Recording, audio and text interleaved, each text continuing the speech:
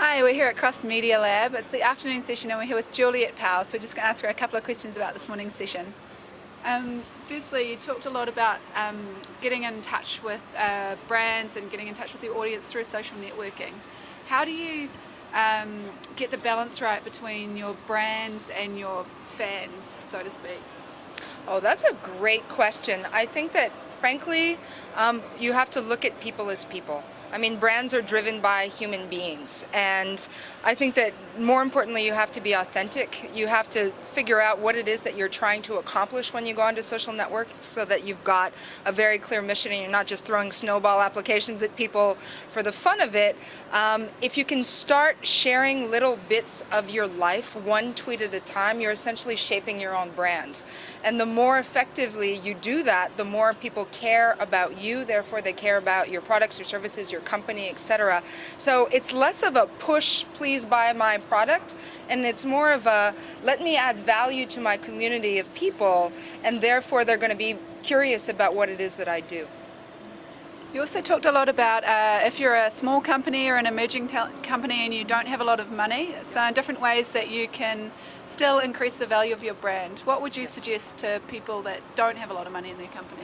Well, again, social networking platforms like Facebook and Twitter are absolutely free. Something like LinkedIn, the same thing.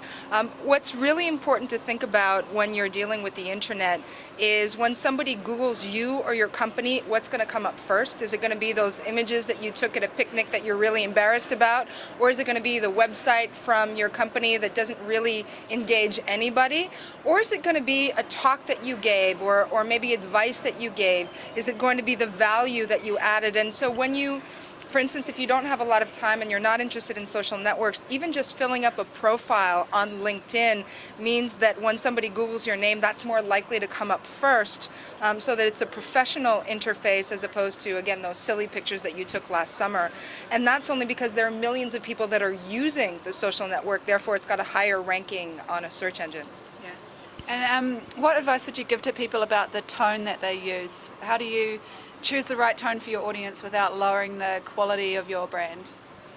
Well, I think it's really important to experiment with people that really love what it is that you do, the people that are constantly there giving you advice and that are listening when you send out information. We did some real world experiments to try to better understand how a few different companies that we're working with are engaging with our audience and what works and what doesn't work. And so we set up a kissing booth for one cosmetic company. And so essentially, we had a bunch of men that were randomly chosen line up, and beautiful girl behind this kissing booth. And so the first approach was, kiss me. And the men were just kind of stunned, and they looked around, and they were like, well, this makes us feel uncomfortable, no. And then the second approach was, kiss me, please. And again, it's like, well, who are you? Why should I kiss you? That's just weird. There are a bunch of people that are watching. I'm not comfortable doing this. The final approach was, I wonder what it would feel like if you kissed me. And all of a sudden, there was a reaction because the imagination took course. It was more about them than about the girl. And so when you deal with social media, it's very much the same way. If you send out a message via Twitter saying, buy my product, nobody's going to care. If you send out a Twitter saying, buy my product, I'm giving you a coupon, maybe a few more people will care, but not as many as you'd like. If you say, I'd like to co-create this product together because we care about what you think and this is for you. We want to add value to what you're doing, and that's why we're creating this product in the first place, so let's do it together. Then all of a sudden you've got all of this engagement and emotional attachment because people want to feel valued. They want to feel like they're connecting. They want to feel like they've got a voice and that they're being heard, not being sold to. And of all the social media platforms out there, are there any in particular that you're watching in 2009?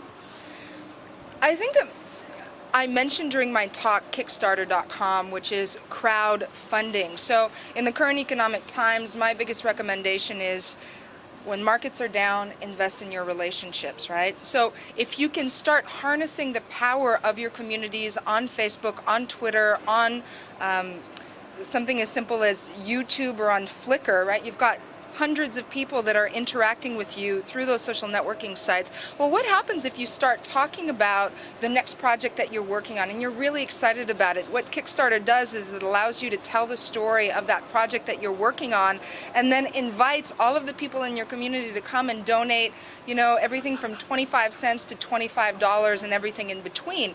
Kind of like what the Obama campaign did with the fundraising for his campaign. It's the very same thing, but anybody can do it. You don't have to be President of the United States.